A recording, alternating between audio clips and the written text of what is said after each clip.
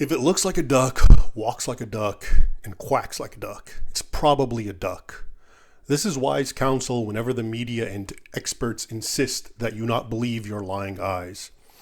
Take the ongoing issue where men who perfectly fit the profile of radical Muslims engage in the usual acts of Islamic terrorism, only for the authorities to turn around and tell us not to be hasty and jump to conclusions.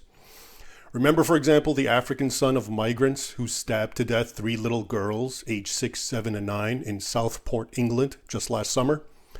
Although the stabbing of random people, especially children, has long been a chief hallmark of Islamic terrorism, openly sponsored by ISIS, the Islamic State, British media and politicians were quick to shame anyone who dared suggest the murderer was a Muslim, as an Islamophobe. Instead, they insisted that he was a Christian, whose family was heavily involved with the local church, according to one report. A few months later, it turned out that this supposed Christian was reading jihadist literature, including a document called Military Studies in the Jihad Against Tyrants, al-Taghut in Arabic, and had even produced the biological toxin ricin to kill even more infidels.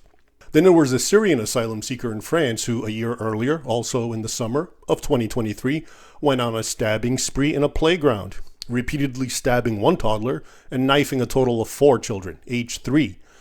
Again, although this was very typical jihadist behavior, the media told us not so fast. He was obviously a Christian, since his name was very Christian-sounding, Abdul Masih, servant of Christ.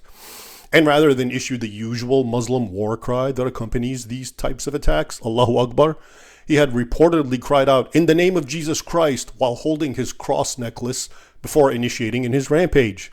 A day or two later, though, Christian migrants from Syria stepped forward saying they recognized the stabber, Abdul Masih supposedly, as one of the Islamic terrorists that had operated in Syria when they were there and who terrorized them and who eventually caused them to flee, even though now he had come back and had joined them and was in the nation as well, in France. They even gave his name as Silwan Majid, and it said that they pointed out basically that there's a lot of his kind, clandestine Muslim terrorists operating in Europe. And then more recently, this was confirmed by a young Frenchman, Henri Deanselme, who had actually intervened and helped stop the French playground stabbing spree of this supposed Abdul Masih, servant of Christ. He also revealed in a recent interview that a magistrate had confirmed to him that the stabber was not Christian, but a member of ISIS who was pretending to be Christian. Of course, for those in the know, revelations such as these, that the 2 migrant stabbers of children in England and France were Muslim after all, are rather superfluous. We have and rely on something called common sense. If it looks like a duck, walks like a duck, quacks like a duck, it's probably a duck. Indeed, right before both revelations, when the media was insisting that these 2 terrorists were Christian, I offered numerous reasons as to why both were almost certainly Muslims acting out their jihad. Links to those articles in the description. The bottom line is this: Islam allows, and in some cases advocates for, Muslims to deceive non-Muslims, including by pretending to be Christian. This is why I'm also convinced that all those other terrorists, who the media continue to present as Christian, such as Talib Abdul Mohsen, the Saudi, who just this last Christmas killed 6 people and injured 300 by plowing his vehicle into them in Germany at a Christmas market, and before him Ahmed El-Swilman, who bombed a Liverpool hospital in 2021, killing himself, are and were Muslim terrorists in sheep's clothing. Not only is the deception of non-Muslims an ironclad aspect of Sharia, with Taqiyya being just one of the most notorious such doctrines, but both past and present furnish countless examples of this phenomenon. One of the most telling comes from Spain.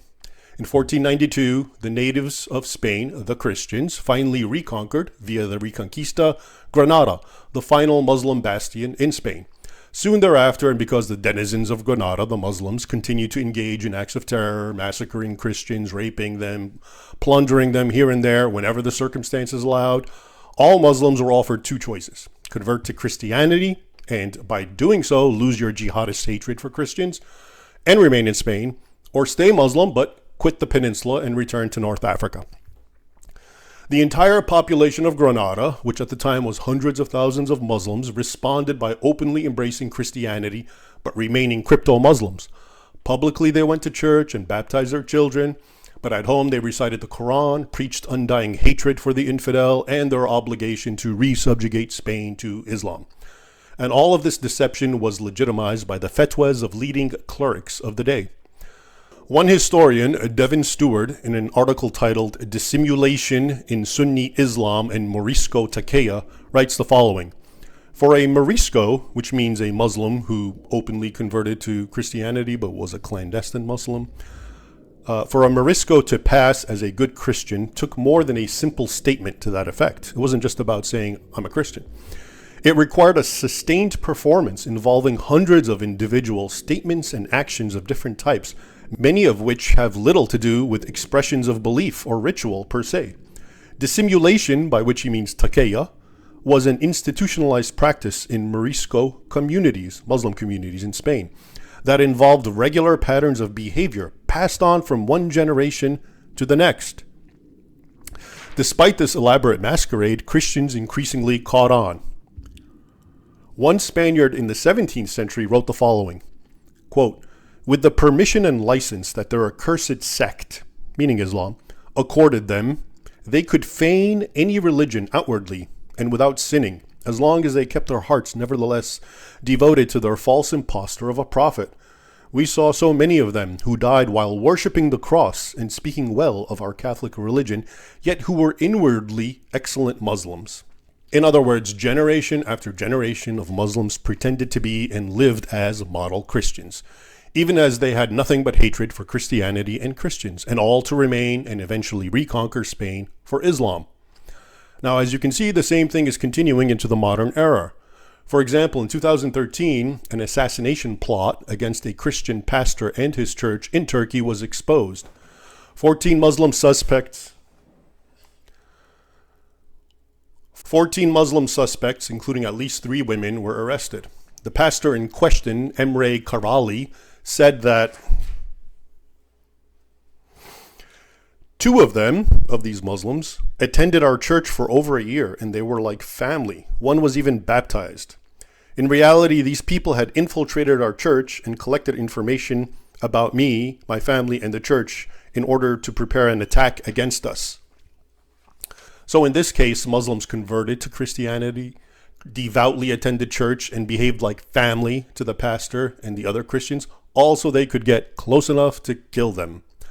So what's the grand lesson here? Learn to trust your instincts. Remember, if it looks like a duck, walks like a duck, and quacks like a duck, it's probably a duck.